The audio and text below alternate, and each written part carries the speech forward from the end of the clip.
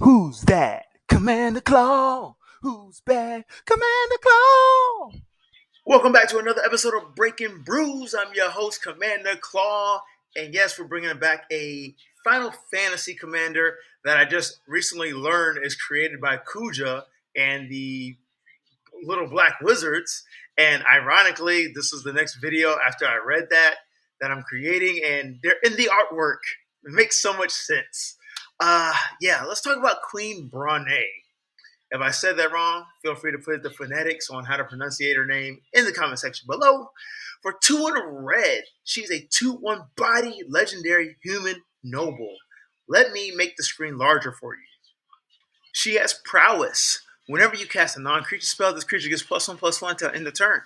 Whenever Queen Brahne attacks, create a 0/1 black wizard creature token with whenever you cast a non-creature spell, this token deals 1 damage to each opponent.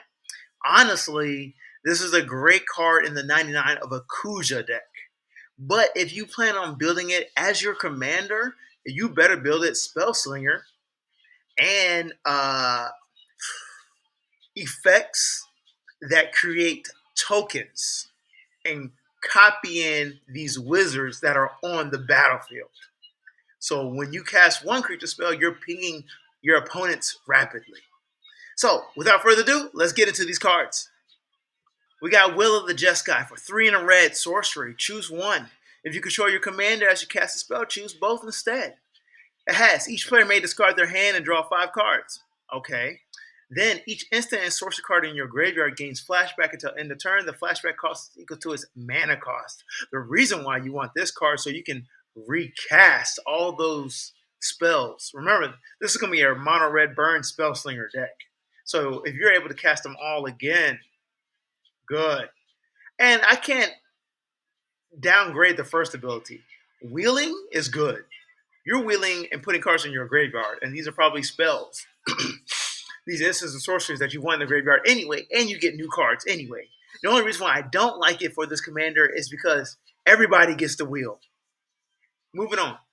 So, I think this is probably the most underestimated, best artifact in the sets. I cringe when I said that, but for this ability on any other type of color pip with red on it, I think can get very abusive. Let me read it to you. Red Mage's Rapier. For 1 in a red artifact equipment, it has the ability Job Select. That says when this equipment enters, create a 1/1 colorless hero creature token, then attach it to it. Cool. Equipped creature has whenever you cast a non-creature spell, this creature gets +2/+0 until end of turn, and is a wizard in addition to its other types. Equip 3. This is almost like prowess, but the creature gets +2/+0 when you cast a non-creature spell. So you can literally raise the power of a commander that you want, or meet the power level to get a specific effect on a creature. Okay? There's creatures out there that do that. I'm telling you. I haven't thought of them all yet, but do not underestimate this Red Mage's Rapier.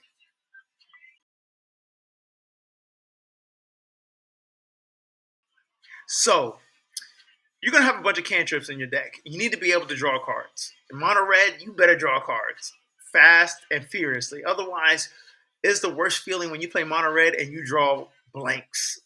Just lands and you have nothing to do. So Crimson Wisp Expedite, for 1 red mana, target creature becomes red, and target creature gains haste, but you draw a card. Both of them do that effect.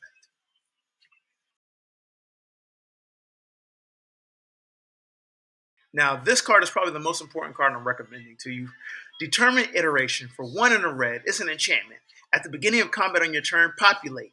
The token created this way gains haste. Sacrifice at the beginning of the next end step.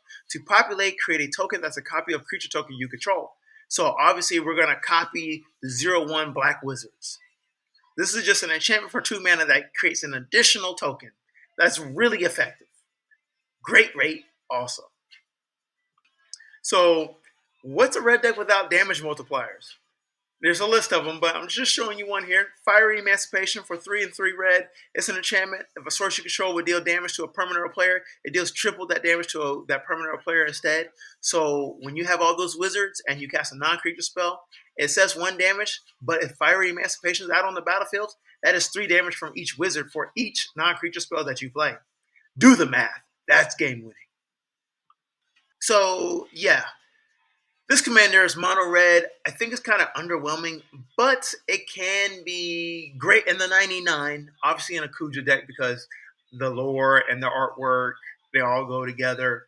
But it's just another commander / creature that makes these 0-1 black wizards that influence or go well with the Spellslinger type of decks. So there's your answer. Hey, hope you enjoyed the video.